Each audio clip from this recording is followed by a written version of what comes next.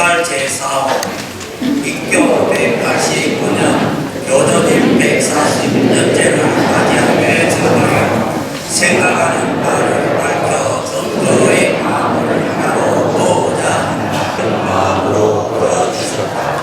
어느 때는 물을 마시면 물맛이 난다 라고 하시며 어떠한 가운데서도 너희 주님을 그런 수호에 감사드리며 지낼 것을 가르치셨다. 저는 2019년 11월 17일 2대 교회장 취임 봉고제를 시작으로 하여 오늘이 정확하게 만 4년이 되는 날입니다. 4년 된 기념으로 이 좋은 선물을 받게 된 게 아닌가 이렇게 생각이 듭니다. 이 초보 교회장에게 영광스러운 자리를 내주신 교단 여러분께 다시 한번 감사 말씀드립니다. 저희 경동교회 상급교회는 부산에 있는 동네 교회입니다. 아마 한 번쯤은 들어보셨으리라 생각을 하고 있습니다. 그 동네 교회에서 저희 아버지이자 초대 교회장님은 총무직으로서 거의 20년간 활동하셨고 총 45년 정도 초대 경동교회장님으로서 활동해 주셨습니다. 그리고 제가 받은 지 이제 만 4년이 돼가고 총 경동교회는 한 50년 정도 신앙생활을 하고 있습니다. 2남 2녀 막내로 태어났고 형과 누나들, 조카들 이렇게 다 있는데 명절날 저희가 모이게 되면 총 한 18명 정도가 됩니다. 이 모든 가족들이 다 가족신앙을 또 하고 있습니다.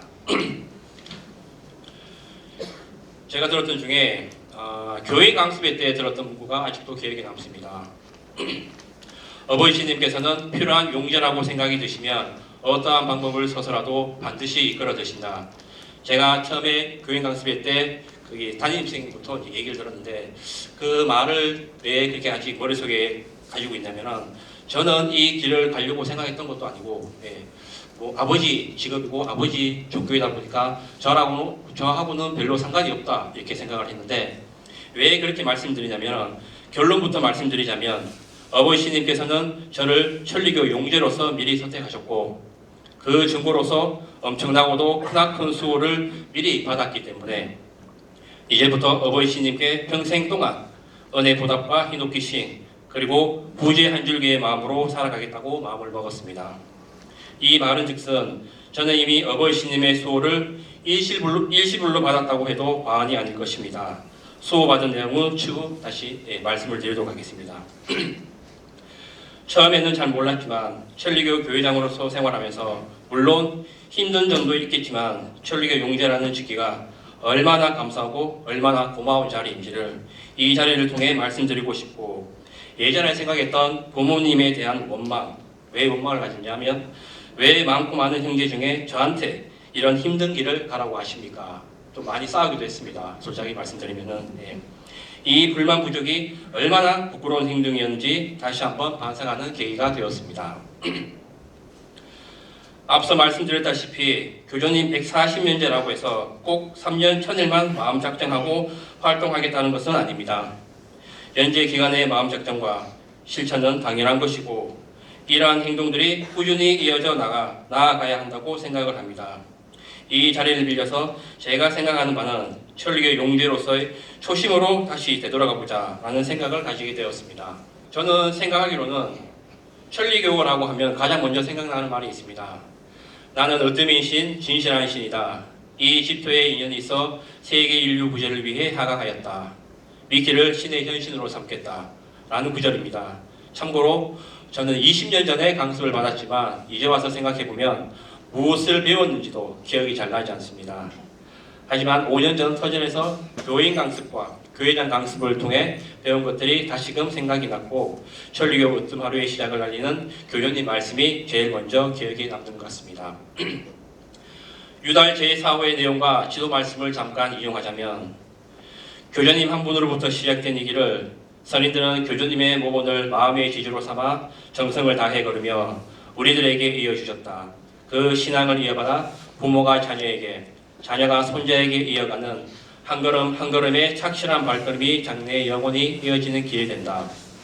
그리고 각한 지도 말씀 중에 이 지도 말씀은 제가 교회장 봉고제를 마치고 코로나 시국 때문에 밖에서 활동하는 게 힘들다 보니 지도 말씀을 제가 처음으로 보게 되었는데 그때 제가 처음으로 이 좋은 문구다 이게 생각하는 이유가 뭐냐면 아버지가 저한테 물려주신 건데 제가 나쁜 마음을 가지고 그렇게 생각하는 것 자체가 미안한 생각이 아닌가 때문에 제가 이제 요 지도 말씀을 잠깐 인용을 해드리도록 하겠습니다.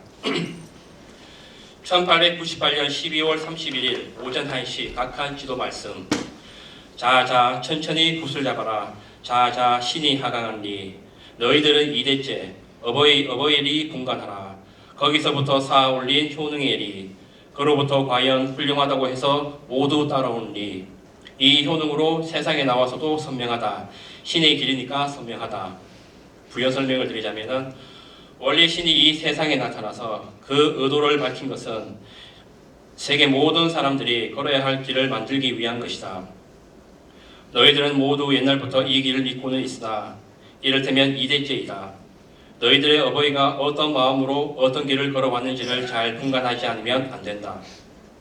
어버이에게는 이 길의 초창기부터 진실로서 걸어간 효능의 리가 있는데 모두들은 리를 받고 또 어버이가 걸어온 길이 과연 훌륭하다고 생각하기에 지금 이 길을 걷고 있는 것이다. 이것이 너희들에게 오늘을 있게 한 리이다. 그리고 그 어버이의 덕에 의해 세상에 나가서도 아주 고마운 길을 걸을 수 있는 것이다. 이렇듯 신의 길은 참으로 명확한 길이다.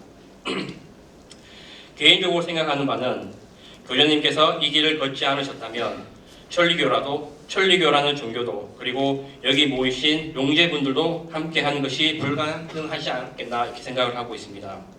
마찬가지로 아버지가 천리교 신앙을 하지 않으셨다면 저 또한 여기 이 자리에 없었을 뿐더러 제가 2대 신앙으로 이어받아 용제로서의 활동을 하게 해주신 것도 초대 내외분들의 노고가 아니었나 감사한 생각을 하고 있습니다. 천리교 신앙을 통해서 남을 구제하고자 하는 마음, 자기 자신을 낮추는 마음, 서로 도와 즐거움이 넘치는 세상을 만들고자 하는 마음을 가지게 해주신 교주님께 항상 감사한 마음을 가지고 있습니다.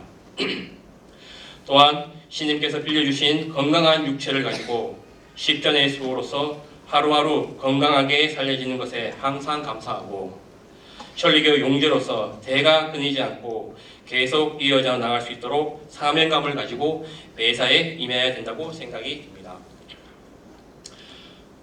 잠시 제가 말씀을 드리자면 천리교 신앙을 하면서 신상과 사정의 수를 받는다는 것은 참으로 대단하고도 영광스러운 것이라고 생각을 하게 됩니다. 제가 왜 이 말씀을 드리냐 하면 앞서 말씀드렸다시피 저는 완전한 어버이 신님의 수호를 미리 받았기에 그 고마움으로 평생 은혜 보답과 구제 한 줄기의 길 그리고 희노기싱의 마음으로 살아야 한다고 말씀을 드렸습니다.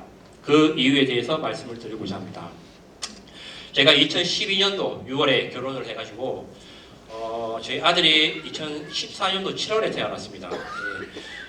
그때까지 태어난 이유가 뭐냐면은 와이프가 그러니까 임신을 하는 것 자체가 굉장히 이제 많이 힘들었고 그래서 병원을 가니까 솔직히 배란 자체가 좀 많이 힘들다. 그래서 자연적으로 배란 유도라든지 이런 거를 한 6개월 정도 치료를 받고 약을 먹고 어떻게든 다 이렇게 해보긴 해봤는데도 불구하고 자연적으로 임신하는 것 자체는 솔직히 많이 힘들다. 이게 병원에서 그렇게 얘기를 했습니다. 그래서 어느 정도 그냥 노력이라도 한번 해보자라는 식으로 했는데 솔직히 그런 경험을 해보신 여성분들이 있을지는 모르겠지만 배란 유도 주사 이런 게 인위적으로 받기 때문에 여자한테는 굉장히 몸이 안 좋습니다. 이게 6개월 정도 받게 되면은 1년을 쉬어야 되기 때문에 6개월 이후로 계속 맞게 되면은 나중에는 최종적으로 난소암으로까지 발생할 수 있다고 이렇게 의사가 이렇게 얘기를 했습니다. 그래서 6개월 정도 이제 치료를 받고 일단은 좀 쉬고 그리 급한 건 아니기 때문에 좀 쉬다가 이제 애를 다시 가져보자라는 생각으로 이제 애를 생각을 했었는데 때마침 1년 뒤에 자연적으로 이제 임신이 돼가지고 애를 이제 건강하게 10개월 동안 배에서 잉태를 해가지고 제왕 진료를 해가지고 애를 놓게 됩니다. 그때까지만 해도 저는 항상 행복하게 산다고 생각을 했기 때문에 아무런 부담도 없고 그렇게 생각을 했었는데 그때부터 이제 어버이 신님의 이치랄까 마디랄까 이제 그런 게 나타나기 시작했습니다. 애가 태어나면은 젖을 빨아야 되는데 애가 이제 간호사가 애기가 젖을 못 빤다 이렇게 얘기를 하더라고요. 그래 왜 애가 젖을 못 빨지? 그래서 어디 아픈가 싶어가지고 검사를 해보고 피검사를 해봤는데도 불구하고 상황이 좋지 않습니다. 예. 그래서 그래 일단은 산부인과 쪽에서는 검사를 할 수 있는 걸 다 해봤고 별 이상은 없는데 일단은 저희가 경주라 보니까 경주에 대학병원이 동국대병원이 있습니다. 일단은 거기에 전원을 해가지고 병원에서 그렇게 미리 말씀을 해주셔가지고 검사를 하게 되는데 첫 번째는 뭐 CT라든지 엑스레이 뭐 모든 MRI 다 찍게 되는데 그때 의사 선생님이 말씀하시는 게 애가 식도가 없다는 겁니다. 예. 그러니까 저는 뭐 식도가 없다는 게 갑자기 무슨 말인가 싶어가지고 식도가 없다면 어떻게 되는 거냐고. 일단은 첫 번째는 식도가 없다. 그리고 지금 현재로서는 자기 병원에서는 할 수 있는 방법이 없고 부산 그러니까 양산 어린이병원 그쪽으로 긴급하게 후송을 하게 됩니다. 왜냐하면은 애가 젖을 빨고 영양분을 섭취를 해야 되는데 못하고 있기 때문에 아무래도 이 링거로 치료를 받기에는 한계가 있기 때문에 긴급하게 수술을 요한다라는 그 병원에서 이제 진료 의견서를 소견서를 써가지고 양산 부산대병원 가니까 고맙게도 거기서 미리 이제 준비를 다 해놓고 일단은 그 전문의가 먼저 와서 대기를 하고 계셨고 예. 그래서 식도가 없다는 건 이제 미리 알고 있었는데 혹시나 다른 검사를 좀 해보자라고 해서 정밀 검사를 다 했는데 세 가지가 나오더라고요. 예. 첫 번째는 이제 식도가 없었던 거고 두 번째는 폐가 한쪽 폐는 정상인데 한쪽 폐는 정상 폐의 10분의 1밖에 안 된다는 것입니다. 그리고 세 번째는 이제 심장에 구멍이 나 있기 때문에 정상적으로 살아남기는 힘들다. 솔직하게 의사가 그렇게 얘기를 하시더라고요. 예. 그때 그 얘기를 들으니까 처음에는 이게 뭐 황당한 것도 아니고 예, 조금 뭐라 그럴까 왜 형제 누나 형들은 자식들을 건강하게 잘 키웠는데 왜 저한테까지 이렇게까지 힘든 경험이 오는 걸까라는 생각을 좀 분노라고 해야 되나 너무 화가 나더라고 이게 솔직하게. 예. 그때 일단은 정신을 차려야 되니까 수술은 진행을 하기는 하되 그 전문의도 그렇게 얘기를 하시는 게 자기가 30년 동안 의사 생활하면서도 이런 아기는 본 적이 없다. 솔직하게 말씀드리면은 마음의 준비를 하시는 게 좋다.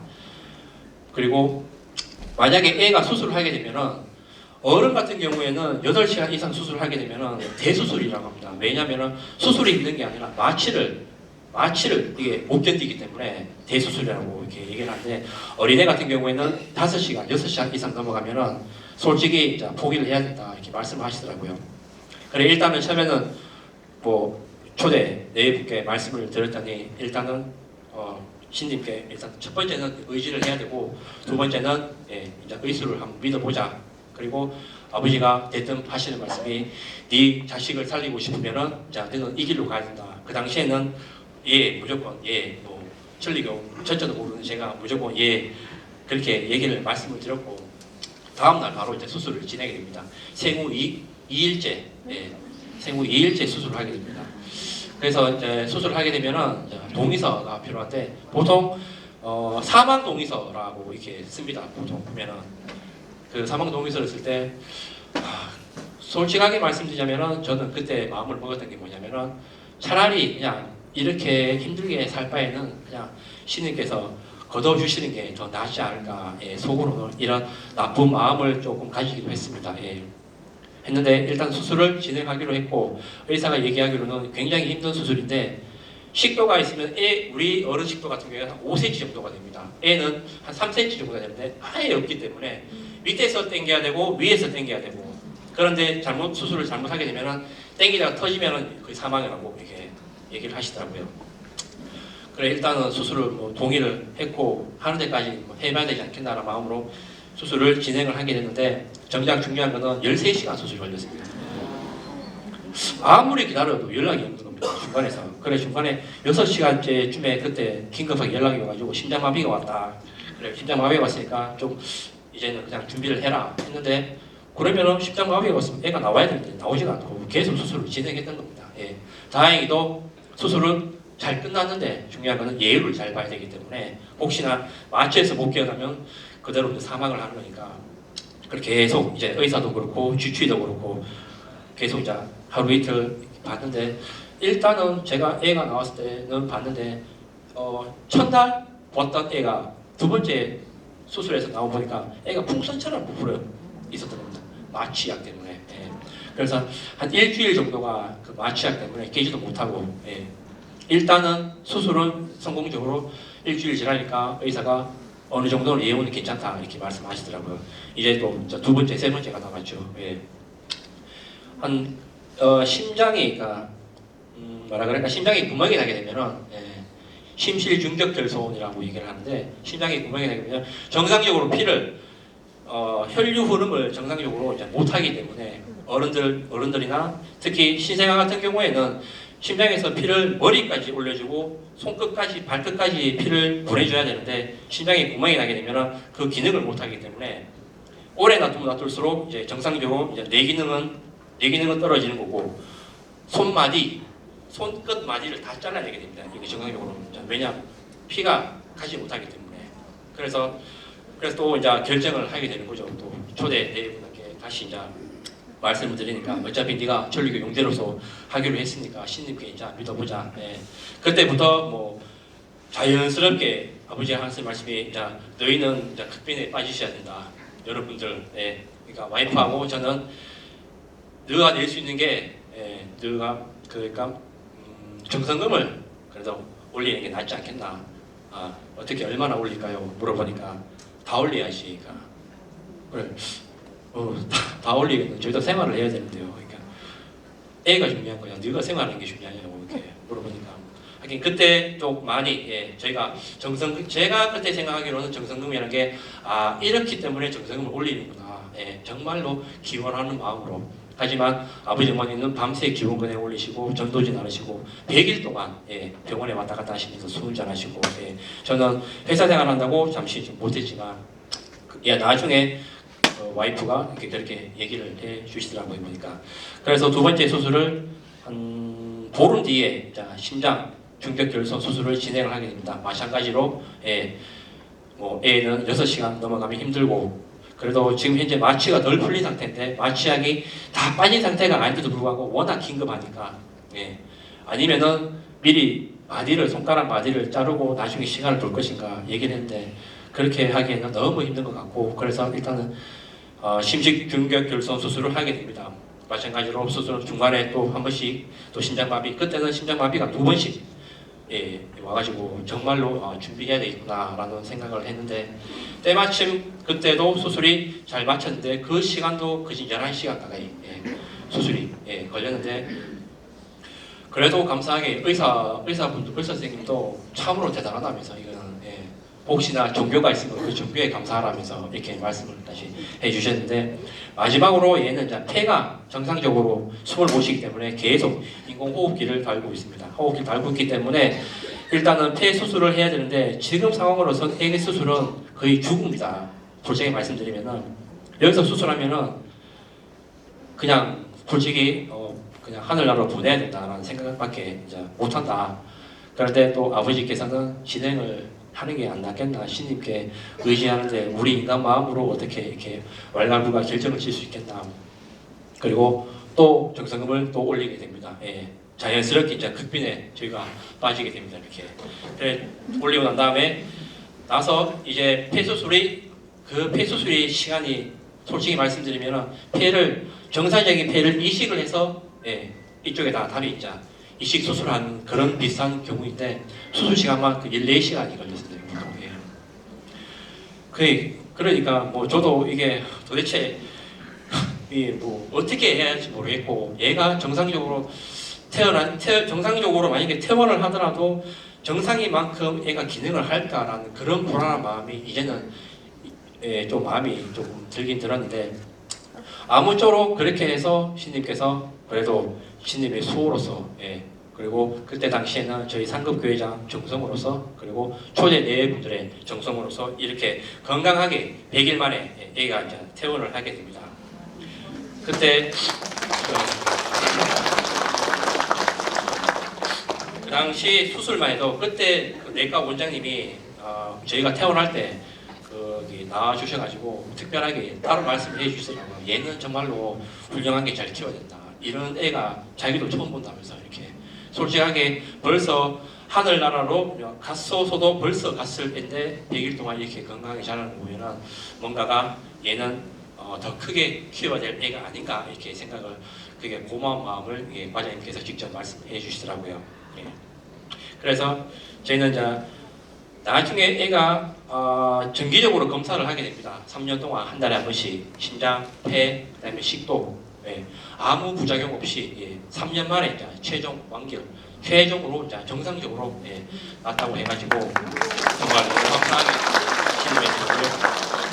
그래서 제가 아까 말씀드렸다시피 저는 이미 이제 아이에 대한 신임의 수호로서 받았기 때문에 이제는 뭐 그 고마움을 평생 은혜 보답과 함께 구제 한주기의 길, 그리고 흰옥기싱으로서 마음으로 살아가야지 않겠나 이렇게 말씀을 드렸습니다.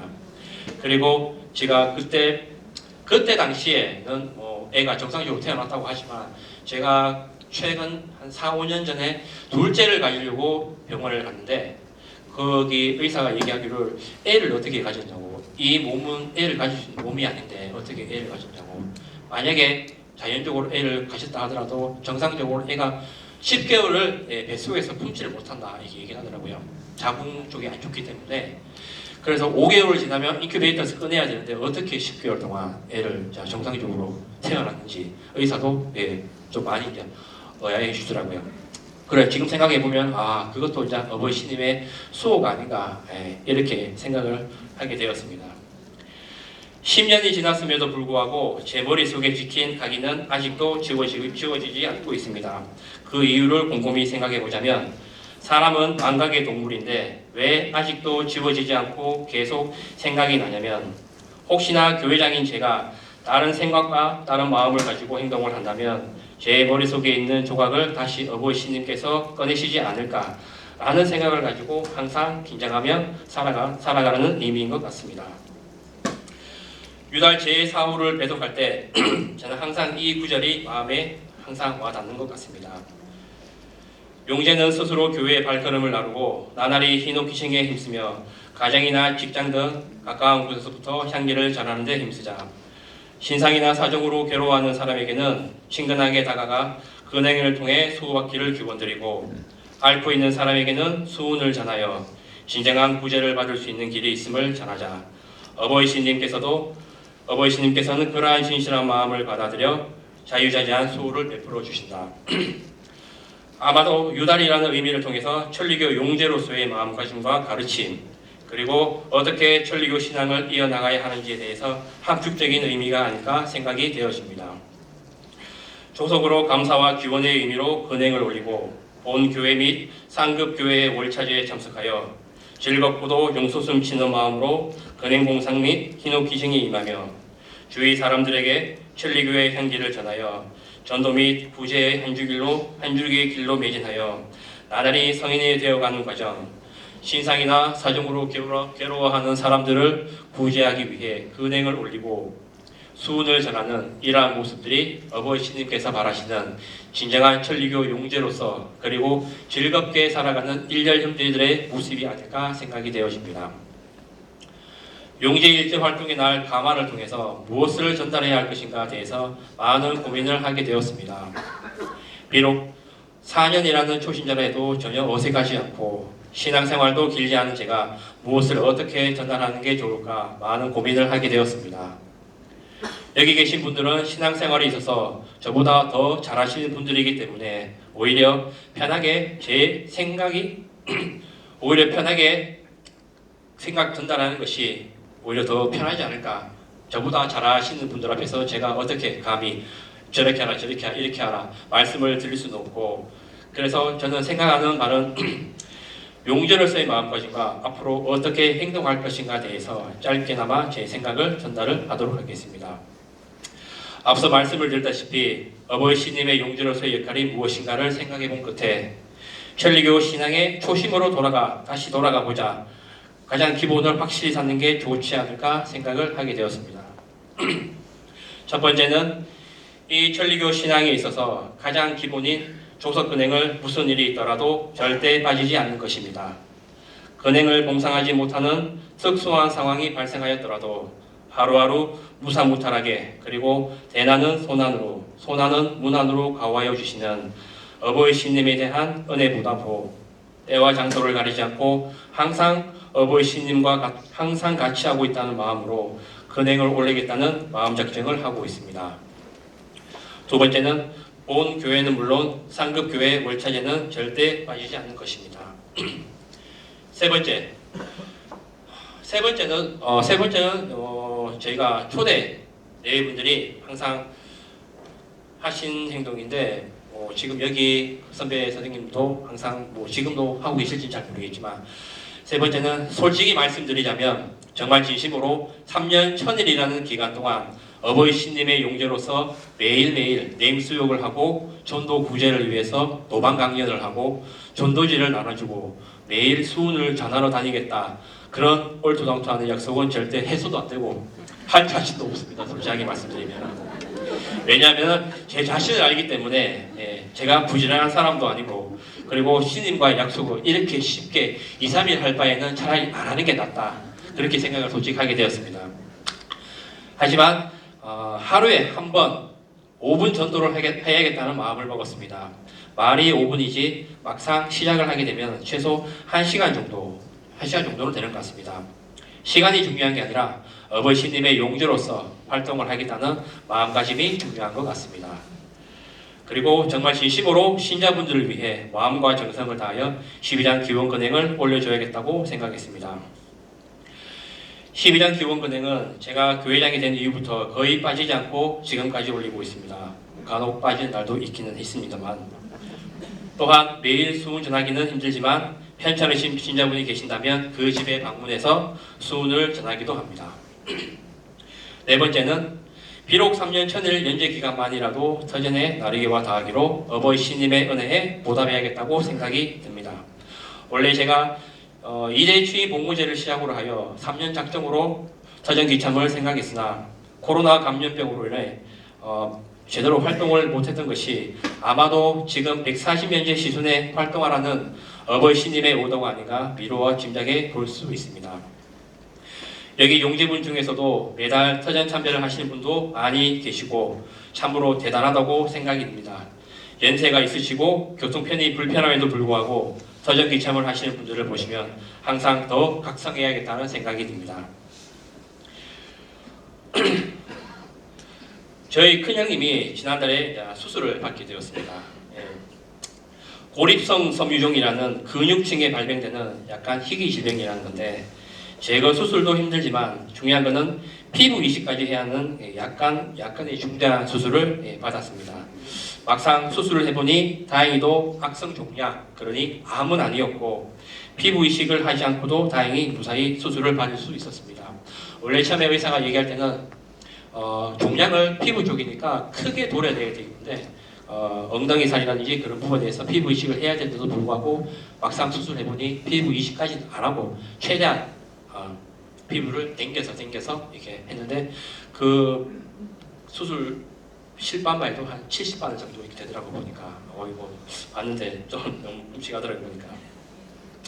그리고 저희 장인어른의 담도암 소식을 최근에 접했고 이번 달 30일 날 수술을 진행하기로 했습니다. 다행히도 조기에 발견된 거라 무사히 수술을 받지 않을까 생각을 하고 있습니다. 이 모든 신상과 사정의 일을 대난에서 손안으로 보살펴 주신 신님께 다시 한번 감사 말씀드립니다. 다섯 번째는 천리교 행사 활동에 최선을 다해 참석하는 것입니다.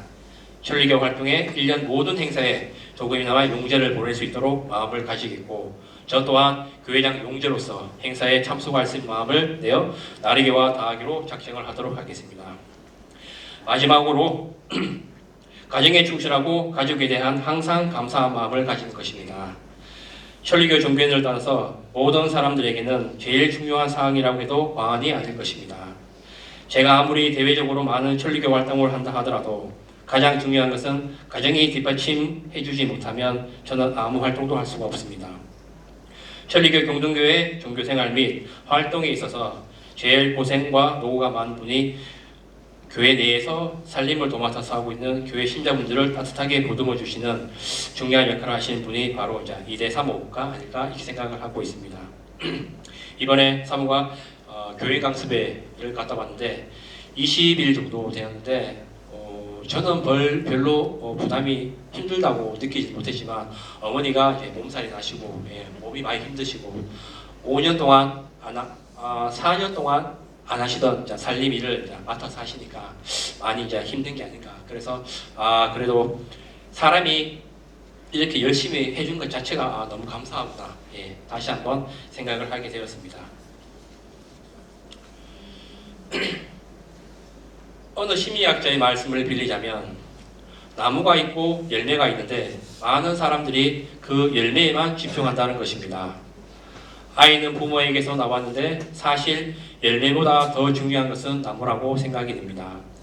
그래서 우리가 아내를 사랑하면 자식은 무조건 다 건강하게 자랄 수밖에 없고 우리가 자식만 바라보고 정작 중요한 아내를 등한시한다면 아무리 열매를 잘 가꾸려 해도 열매는 상해버리기 십상입니다. 과연 여기 계신 분들은 열매를 볼 것인가 아님 나무를 보시겠습니까? 잘 생각해 보시기 바랍니다. 오늘 하루하루도 어버이 신님의 수호로서 이렇게 무사무탈하고 건강하게 살려주고 있음에 항상 감사하게 생각하고 어제보다 나은 오늘, 오늘보다 나은 내일 용솟음 치는 마음으로 오픈이 아닌 단 1푼이라도 하루하루 조금씩 본인이 천리교 용제로서 좋은 방향으로 변화되어지고 있는 모습 그리고 나로 인해 주위 사람들이 즐겁고도 용솟음치며 살아갈 수 있도록 일렬 형제들이 서로 도와가며 즐거운 삶을 살아갈 수 있도록 변화시키는 게 어버이 신님께서 진정으로 바라시는 모습이며 용제로서의 역할이 아닐까 생각해 보았습니다. 이번 교조님 140년제에는 저에게 있어서는 처음으로 맞이하는 용제 활동으로서 감회가 새롭지만서도 어떻게 해서라도 조금이나마 수호가 무엇인지를 맛을 느낄 수 있도록 노력하겠습니다. 또한 여기 배복한 청장님을 비롯하여 선배 선생님들은 물론이거니와 많은 용제분들과 주위 가족분들도 이번 연제만큼은 꼭 실천하여 일리망배라는 감사의 수호로서 다가갈 수 있는 뜻깊은 교조님 140년제를 맞이하겠다는 일념으로 부단히 노력해 주시면 감사하겠습니다. 경청해 주셔서 다시 한번 감사 말씀드립니다. 감사합니다.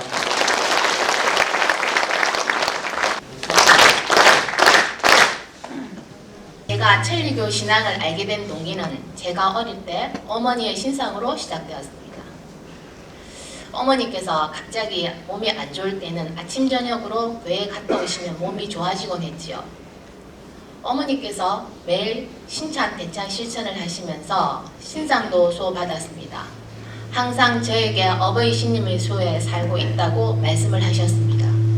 그때는 제가 어려서 수호란 말을 이해하지 못했지만 중간중간 일이 생기면 어머니께서 교회에 갔다 오시면 사정이 해결되는 것을 보고 어버이 신님이 우리 집안을 지켜주신다고 생각했습니다. 그리고 저는 월차제 제물을 약으로 생각하고 먹고 있는데요. 그 이유는 제가 어릴 때 배가 자주 아프고 밥을 잘 먹지 못하고 있는데 어머니께서 월차제 제물이라면서 귤을 하나 주셨는데 그걸 먹고 신기하게 배가 아프지도 않았고 밥도 잘 먹었던 기억이 있었는데 그것을 제가 몇 번 경험하고 나서부터입니다. 제가 본격적으로 신앙하게 된 계기는 제 개인 사정으로 인해 그래서 19년 전 처음 강습을 받고 나서부터입니다. 어머니께서 저를 강수소에 보내면서 하시는 말씀이 교리도 알고 너의 성격도 조금이라도 바꾸고 오라고 하셨습니다. 저는 인간관계가 그리 넓은 편도 아니고 호불호가 분명하고 정확한 것을 좋아하는 성향이 있는데 그런 제가 강습소에서 다양한 사람들과 어울려서 강습을 무사히 마치고 나올 수 있을까 걱정을 많이 하셨지만 의외로 잘 적응했지요. 강습생 대표로 답사까지 했습니다.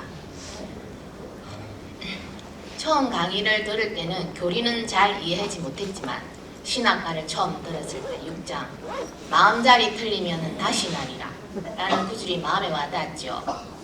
아마 처음 신앙할 때의 마음가짐과 항상 상가하는 마음을 가지라는 것으로 생각합니다. 신앙자의 마음을 잘 표현한 것이 6장이라고 생각하고 그래서 저는 6장을 제일 좋아합니다. 첫 강습을 마치고 교회 월차제를 참배를 시작으로 교회 수련회 때는 초등부를 담당하는 선생님이 되었고, 전도청에서 어린이 교족대 연습이나 모임이 있는 날엔 인솔자로 참석하기도 하면서 신앙생활을 이어나갔지만 마음이 항상 즐겁지는 않았습니다. 어버이 신님께서 인간을 창조하신 의도는 즐거운 삶인데 말이지요. 그리고 터전이란 곳을 처음 갔을 때는 아무런 느낌은 없었지만 물건이 늘 제자리에 있다는 것이 참 좋았습니다. 왜냐하면 신전 참배를 하고 나서 신발을 어디에 벗어놓았는지 한참을 헤매다가 겨우 찾았는데요. 신발이 제가 벗어놓은 그 모양 그대로 그 자리에 있었기 때문이지요. 터전을 참배하고 온 뒤에는 근행을 자주 보러 가야겠다는 생각을 하고 해마다 100일 작정으로 12단 근행을 보는데 참석하기 시작했습니다. 마음이 편안해지기 시작했지만 교회 사람들과는 여전히 잘 어울리지 못하고 어머니에게 정말 이상한 사람이 많다고 불평을 하자 너는 하고 싶은 대로 다 하고 살아온 네가 마음을 맞추지 못하기 때문이라고 하시길래 제가 자기 감정을 솔직하게 표현하는 것이 뭐가 나쁘냐고, 솔직하다고 해서 예의가 없는 것도 아니고 내가 상대방에게 피해를 준 것도 아니고 예의에서 벗어나지 않으면 되는 거 아니라고 했습니다. 그런 나와 싫고 좋다는 표현도 잘 하지 않고 물에 물 탄다 술에 술 탄다, 심지어 자기에게 상처를 준 사람도 받아들이는 어머니와의 저는 잘 맞지 않았습니다. 아버지가 돌아가시고 어머니와 둘이 살면서부터 맞추는 마음이 부족한 저는 어머니에게 맞추려고 노력했지만 어머니와 저는 집안 문제로 갈등은 시작되었고 저는 나름대로 양보한다고 생각했지만 어머니는 만족 못하시고 저도 이번에는 절대로 물러날 수 없다고 생각하고 날마다 어머니와 언쟁이 시작되었지요. 어느 날 어머니가 아무 말도 없이 동생들과 함께 짐을 챙겨 집을 나가셔서 연락을 끊어버렸죠. 저는 동생들에게 엄마가 어딨냐고 물어봐도 가르쳐주지 않았고 엄마는 전화까지도 차단시켜버리고 이모들한테 물어봤지만 모른다고 했지요.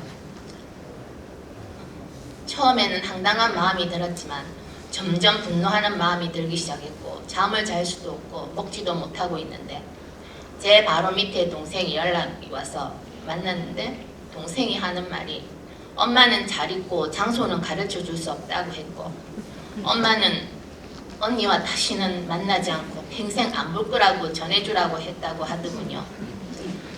저는 그 말을 듣는 순간 슬픈 생각보다는 분노하는 마음에 동생을 보고 엄마를 절대로 용서하지 않을 거고 내가 받은 고통만큼 고통받으면서 오래오래 살라고 전해주라고 했고 그 후로 동생들과도 연락을 끊어버렸습니다. 가까운 사람들에게는 저는 천하의 몹쓸 불효녀가 되어버렸죠.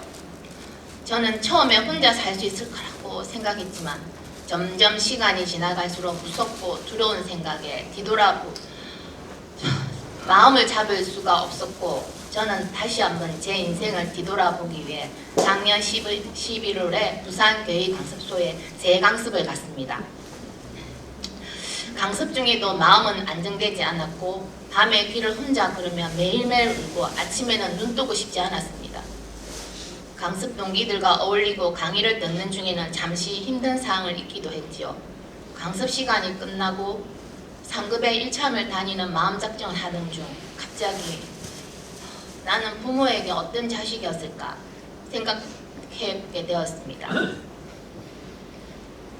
어릴 때는 편식도 심하고 잘 먹지 않아서 잔병치레도 많았고 사춘기 때는 집에 사람이 많이 오는 것을 싫어했고 사촌 동생이나 동생이 내 물건을 손대면 극도로 짜증을 내고 성인이 되고 나서는 호불호가 강한 성격과 예민함 때문에 부모님을 걱정시키고 곤란하게 만드는 일이 많았습니다.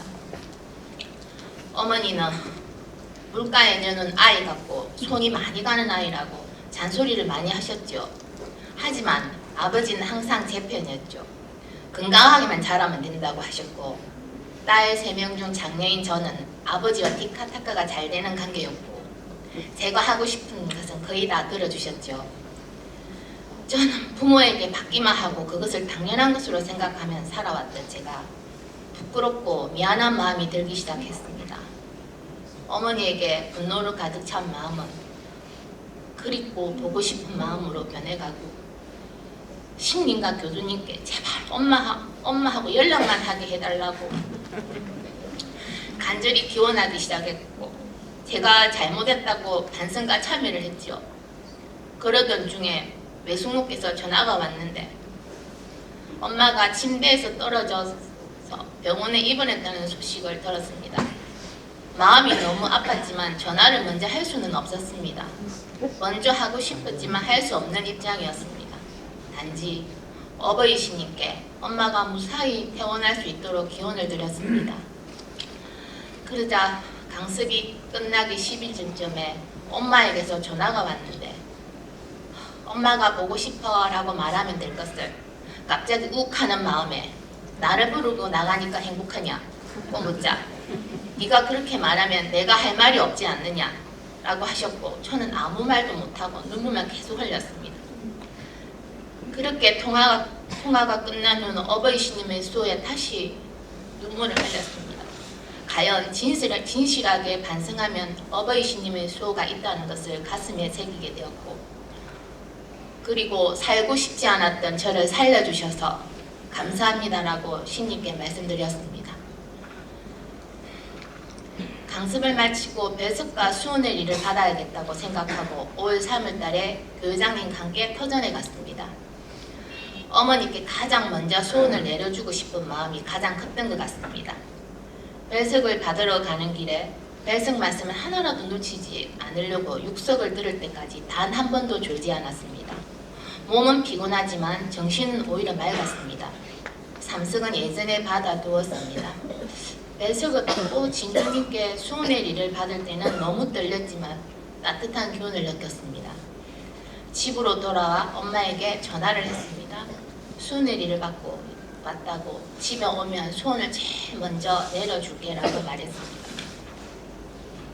며칠 후 어머니가 집에 오셨는데 집을 나간 후 처음 본 어머니의 모습은 허리를 제대로 펴지 못했고 걷지도 못했습니다.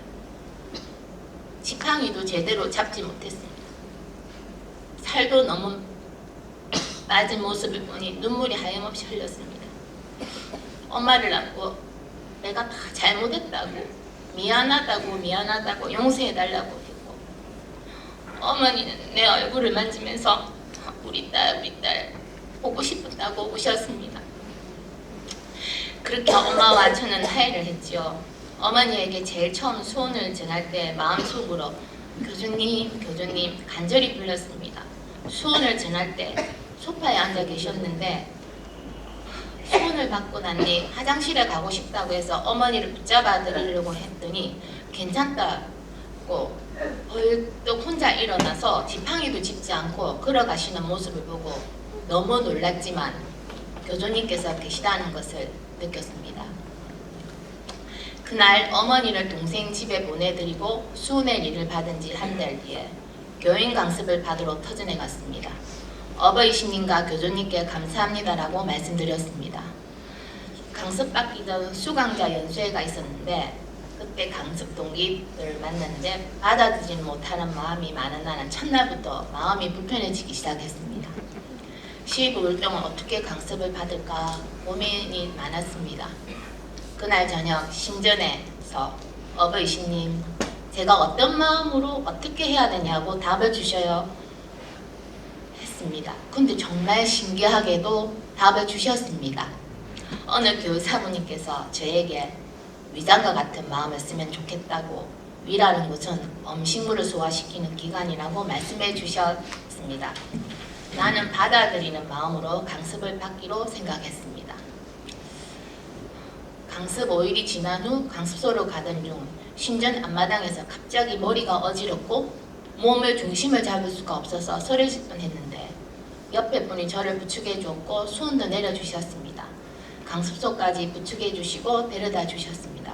그때 문득 든 생각이 내일부터는 아침 식사를 같이 해야겠다고 그리고 강습소에 갈 때 같이 올라가야 되겠다고 생각했고 그 다음부터 실천을 했고 신기하게도 어지러운 증상이 없어졌습니다. 아마 신님께서 마음을 맞추라고 제게 일러주셨던 것 같습니다.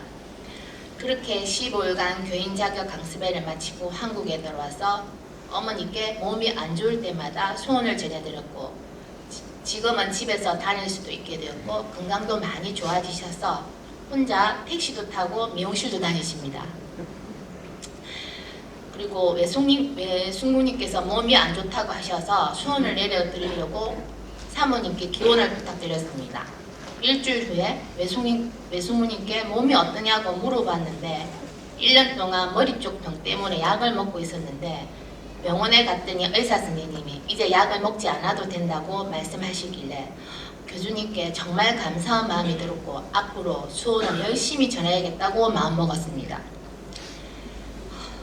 그리고 저희 집이 정관인데요. 교회까지 2시간 30분 걸립니다. 7월 1일부터 하단역에서 내려서 교회까지 띠를 메고 걷기 시작했지요. 처음에 띠를 메고 걸을 때 부끄러워서 어떡하지 생각했지만 전혀 그런 마음이 들지 않았고 오히려 편안했습니다. 사람들이 저를 쳐다봐도 즐거웠습니다. 그리고 교회에 갈 수 없거나 시간이 맞지 않을 때는 저희 집에서 정관 홈플러스까지 30분 정도 걸리는데요. 띠를 메고 갑니다. 저는 지금은 제 생활 속에서 향기를 전하고 있는데요. 띠를 메고 시장도 가고 마트도 가고 커피숍에도 가고 음식점에도 갑니다. 두 달 제4호에서 교주님 모본의 길은 먼저 극빈에 빠지시는 모습에서 시작되었는데 구조를 생각해보며 몸소 즐겁게 실천하시며 모든 사람에게 필요한 일일이 맞추시는 모습에서 물질보다 진실한 마음을 배울 수 있었습니다. 친필 말씀에 마음 하나에 바뀔 수 있다는 것은 정말 진실하고 간절한 마음이 있으면 이루어주신다고 생각합니다. 남은 연재 기간 동안 교주님의 손발이라는 용제로서의 자각을 가지고 교주님 모본을 실천하는 마음으로 부드러운 말씨, 낮은 마음으로 상대방에게 다가가도록 노력하겠습니다. 지금까지 제 신앙의 과정을 들으셔서 감사합니다. 열심히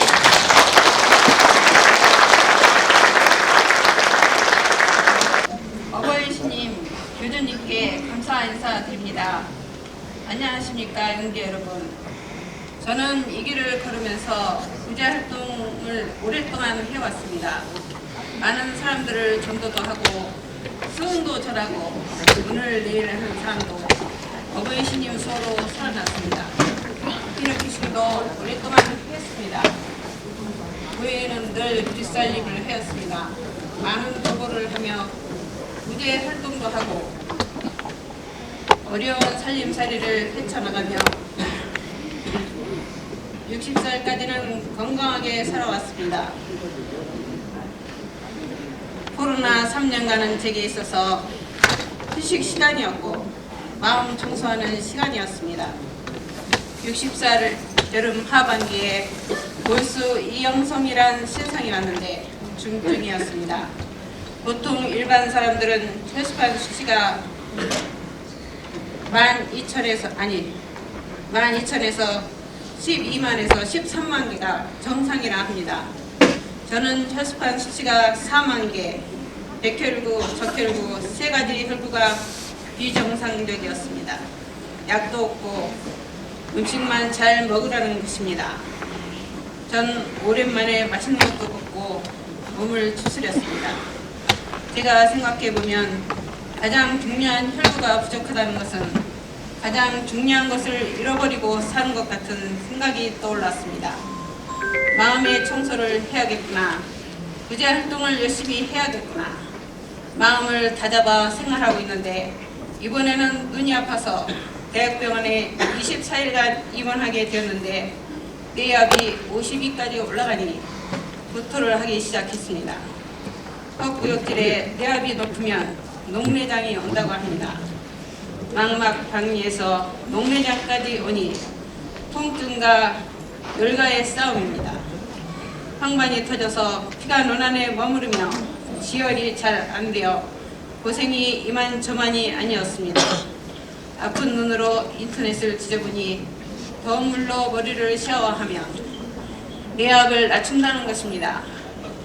매일 더운 물로 머리를 샤워를 하니 정말 뇌압, 안압이 조금씩 떨어져서 태어나게 되었습니다. 교수님이 아주머니가 나보다 낫네요 하시더라고요. 저도 어버이 신님께서 떠올려 주신 대로 한 것입니다.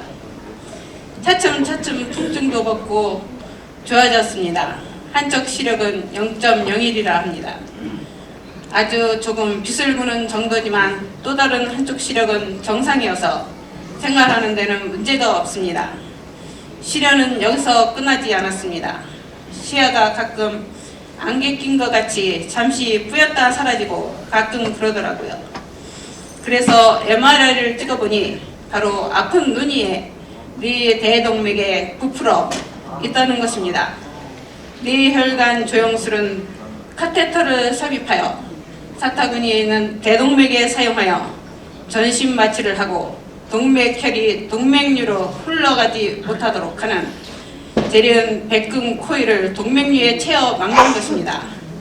코일이 빠져나올 수도 있어서 스탠드를 삽입합니다. 시술은 S자 형태의 고난이도 시술이라 합니다. 하다 어려우면 뇌를 개복하여 개두술을 한다는 것입니다. 다행히도 시술은 잘 되고 무사히 끝났습니다. 시술이 아니라 큰 수술이라 합니다. 뇌 대동맥 비파열성, 뇌 동맥이 파열하면 뇌출혈이 되는 것입니다. 어버이 신님 소로 대나는 손안으로 생명을 연장하는 소를 받았습니다. 앞으로도 어버이 신님의 손발에 대해서 구제 활동에 전념하겠습니다. 감사합니다. 오늘 그 신정가마도 우리 오대 선생님께서 마음 성인에 대해서 잘 일러주시고 또 우리 첩보교회장이라고 하시는 김동 교회장이지만은 아주 저도 감명 깊게 그리고 뭐랄까 이렇게 3년 천일 냉수 목욕하고 또 매일 전도하고 수원 전하고를 마음 작정했다고 할까봐 깜짝 놀랐습니다. 안 했다고 진짜 한편으로 다행이다. 그런 생각도 잠깐 머리 위에 스치고 지나갔습니다만은 어쨌든 모든 여기 뭐 오늘 감하신 분 포함해서 모든 분들이 다 용재 입장에 계신 분들은 각자 입장에서 어떤 최선을 다해서 현재 활동을 하고 계실 거라고 생각을 합니다. 누구하고 비교할 것 없이 각자의 입장에서 다 신님이 주신 입장이라고 생각을 합니다. 그래서 저는 자식의 입장, 그다음에 또 남편의 입장, 교회장의 입장, 또는 올해 부장의 입장, 또는 여러 가지 신님이 주신 입장 속에서 나는 어떻게 그 역할에 충실하면서 또 그 속에서 뭔가 즐거운 삶을 만들어 나가고 또 그 속에서 나도 성장해 가고 또 내 상대가 되는 상대방의 성장도 같이 하는 그런 부분들을 생각을 하고 있습니다. 그래서 근데 마음 작정이라고 하는 부분들이 막연히 성장해야 되겠다, 성장하겠다라고 하는 것보다는 본인 스스로가 어느 정도의 구체적인 본인이 할 수 있는 목표를 써서 아까 우리 비디오에도 보면은 마음 작정할 때 열심히 쓰고 계셨잖아요, 그죠? 그런 것처럼 각자 누구에게 얘기하지 않더라도 뭔가의 마음 작정을 해서 활동을 하셔야만이 아까 감화하셨던 분들이 하셨던 내용처럼 신님의 수호를 내가 느끼고 싶으면 뭔가 하지 않으면 느낄 수 없다는 부분은 확실한 것 같습니다. 그래서 여러분 모두 마음 작정하신 거 하루하루 소중하게 보내셔서 많은 신님의 수호를 느낄 수 있는 그런 연대의 기간이 됐으면 좋겠습니다. 네. 3년 천일 교조 140년전에 맞이해서 뭔가 실천을 하고자 하는 마음을 정하고 작년 11월 달부터 순수 참배와 부모님께 효도하는 그런 마음을 갖고 실천에 임했습니다. 그런데 한 3개월 정도 실천하고 나서 제 처갓집이 김천에 있습니다. 김천에 있는 장모님께 한 달에 한 번씩 찾아뵙고 그래서 잠을 자고 장모님과 대화를 하는 그런 시간을 갖게 됐습니다. 그런데 한 3개월 정도 시간이 지났을 때 장모님이 건강 상태가 이상이 있어가지고 김천 제1병원에 가서 검사 받아본 결과 심장으로 가는 혈관 3개가 막혔다고 합니다. 그래서 막혀서 제1병원에서 3월 6일 날 수술 날짜를 잡아놨다고 그러는데 처남 두 분이 있는데 처남 댁하고 다 직장 생활해서 간병을 할 수 없다고 얘기를 해요. 그래서 저희 집사람한테 간병을 부탁하더라고요. 근데 저희 집사람은 집에서 건행도 봐야 되는데 와서 간병하는 건 좀 어려울 것 같고, 그럴 바에는 서울에 있는 큰 병원도 있으니까 저희 집을 모시고 가가지고 뭐 병원에 가든 뭐 일단 신앙으로 도움받든 일단 모시고 왔어요. 그래서 김천제일병원에 그 수술 그건 취소하고 일단 서울에 모시고 왔는데, 김천 그 제일병원에서는 그 촬영한 것을 복사 다 해가지고 왔어요. 그래서 저희 집에 와서 조석 근행을 같이 보고 12장 기원근행도 보고, 또 저는 뭐 두끼금식 실천을 하면서 한 열흘 정도 지났을 때, 저희 장모님 처음에 저희 집에 모시고 올 때는요, 그 숨을 엄청나게 몰아쉬면서, 저희 집이 3층인데 3층에 올라올 때도 한 2번 정도 쉬면서 올라왔어요. 그런데 저희 집에서 한 열흘 가까이 있으면서 숨 쉬는 것도 고르고 좀 좋아져가지고 서울 상계백병원에 가니까 그 CD 보여주니까 입원하라고 그러더라고. 수술하겠다고. 그래서 수술을 하겠다고 입원을 하고, 그 이튿날 수술 들어가기 전에 한번 재검사를 해보자고 그 의사 선생님이 말씀하시더라고요. 그래서 재검사를 했는데 그 심장으로 가는 그 혈관이 3개가 막혀 있었는데 지금은 완전히 다 뚫렸다 그래요. 그래서 수술하지 않고 퇴원을 해서 너무나 고맙고 감사하죠. 어쨌든 뭐 나이 드신 분들 수술하려면 저기 마취제 맞으면 어렵잖아요. 그런데 어쨌든 의학적으로 이렇게 그 의학으로는 할 수 있겠지만 신앙으로도 도움 받을 수 있다는 걸 증명하게 된 거죠. 그래서 장모님 모시고 올 6월달에 팔목대교에 행사가 있어가지고 감사 참배를 가고, 10월달에 가가지고는 별석 5석을 받고 수업을 받고 돌아왔어요. 지금은 농사일을 잘 하고 있습니다. 그리고 또 한 가지는 한 5개월 전에 그 주변에 식당 하는 사람이 전도가 됐는데, 그분은 신상과 사정이 많이 어려워요. 그래서 그분을 돕고자 하는 마음에서 저희 집에 그 식당이 일요일 날마다 쉬거든요. 저희 집에 일주일에 한 번씩 와서 근행도 보고 교류 공부도 하고 신무 악기 연습도 하고, 저는 또 일주일에 한 번 그 식당에 가서 기원근행을 드리고 있습니다. 기원근행을 드리는 게 주 목적이 아니죠. 그분을 일주일에 한 번씩 찾아가서 기원근행 들으면서 주변 상황을 살피면서 내가 전도할 사람이 누군가 하는 것을 찾기 위해서 가는 거예요. 근데 어쨌든 그분도 지금 한 5개월 됐는데 신상도 있었는데 신상도 좋아지고요. 사정도 많이 좋아지고 있어요. 그분은 사실 신상과 사정이 우리가 도움받기 어려운 그런 거예요.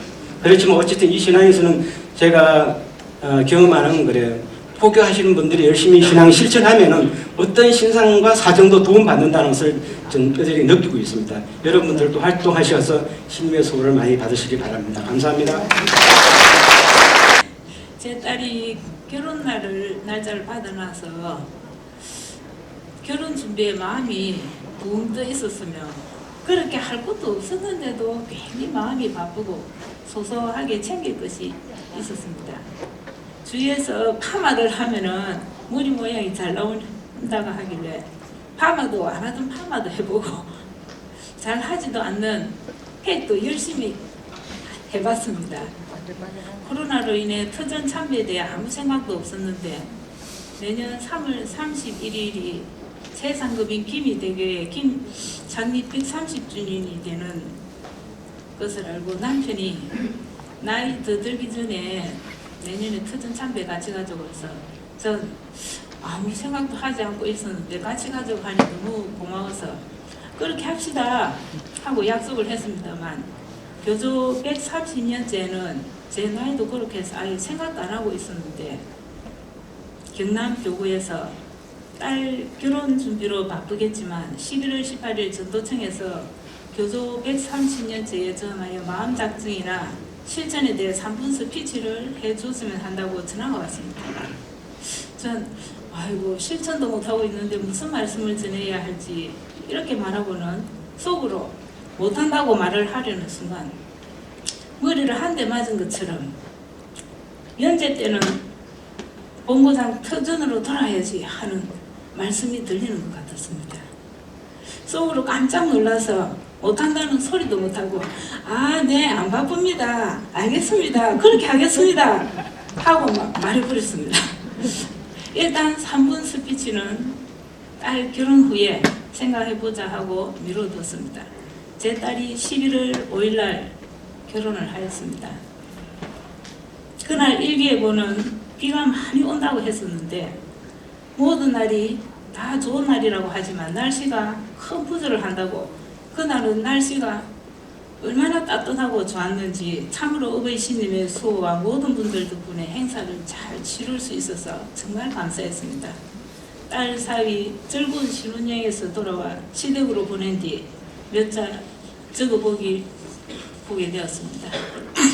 유달 제4호에 교주님의 연재를 향한 3년 천일은 모본을 목표로 가르침을 실천하며 부재 한 줄기의 발걸음을 더욱 활발하게 추진해야 할 때이다 라고 말씀하셨듯이, 지금의 시수는 입교의 어떤 하루를 가슴에 새기고 3년 천일의 연재 활동에 더욱 힘을 기울여 실천해야 할 중요한 시순으로 우리들의 마음가짐이란 각자의 어떤 하루의 일을 되새기며 어떤 하루의 그 용솟음 치고 가슴 뛰며 즐거웠었던 마음을 되돌아보고 교조 140년째 연재 활동에 더욱더 힘을 내어 구제 활동을 통해 용솟음 칠 수 있는 실천을 해봅시다. 지도 말씀에 시수를 놓치지 말고 해다오 놓쳐서는 안 돼. 시수를 놓쳐서는 되지 않는다 라고 되어 있으며, 또 친필호의 말씀에는 나날이 마음 다하여 부린 씨앗은 신이 확실히 받아들이고 있다. 진실로 신이 받아들이는 씨앗은 언제까지라도 썩지 않는다. 차츰차츰 뿌려진 이 씨앗이 싹트게 되면 이것이 영원한 고기인 거야 라는 말씀처럼, 이터저는 신님의 전답이므로 일인만배로 불려주시니 모두 연재 활동에 즐겁게 용서성치며 마음 작정하여 본고장 터전으로 돌아갑시다. 여러분 구호 한번 힘차게 외쳐볼까요? 팔을 올려서 제가 아자아자 화이팅이라고, 하나 둘 셋, 아자아자 화이팅! 감사합니다. 반갑습니다.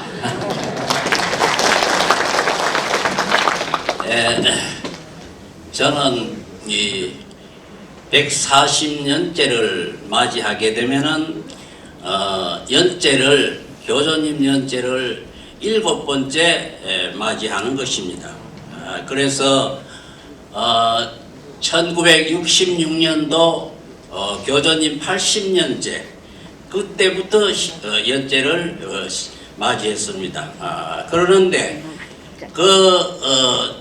연재를 130년째까지 지나면서 그동안에 많은 그런 마디도 있었고 또 그 반대로 좋은 일도 많이 있었습니다.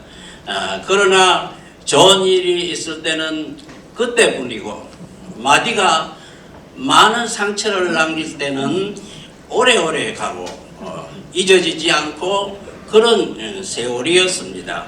그러는데 이 130년째를 맞이하면서 우리가 이 용재일제 활동의 날을 정해서 더 한번 열심히 하자 하는 그런 마음다짐을 하고 있다는 것입니다. 그래서 저는 그 전부터 연재 140년째 말을 많이 하면서 무엇을 작정해서 3년 천일 동안 노력을 해야 되느냐 이런 마음을 생각해 봤습니다. 그래서 저는 교조님이 50년 동안 극빈에 빠지시면서 많은 고난의 길을 걸어오셨습니다. 그러는데 그때는 옷도 귀하고 먹는 것도 귀하고 사람도 귀하고 모든 것이 다 귀했습니다. 그러는데 지금은 생각해 보면은 사람도 많고 옷도 먹는 것도 귀한 것이 별 없을 정도이지만도 그러나 교조님 앞에서는 어떻든 한 사람이라도 더 구제를 받도록 노력을 하고 또 한 사람이라도 더 터전으로 데리고 가서 교조님 앞에 참배시키고 하는 것을 교조님이 좋아 하시겠나 싶은 그런 생각으로서 나는 3년 동안 터전 참배 한 사람이라도 더 다리고 가고 선월이 또 아니면은 초석자 이런 사람들을 데리고 가서 어버이 신님 교조님 앞에 참배를 시킬 때 얼마만큼 교조님이 즐거워하시겠나 하는 그런 생각에서 나는 그런 작정을 해야 되겠다고 생각하고 노력을 하고 있습니다. 그래서 지난 추계 대제 때는 초석자 1명을 데리고 가고 또 수너리를 1명 대대했습니다. 그리고 또 지난 13일에는 포교소 한 군데를 개설했습니다.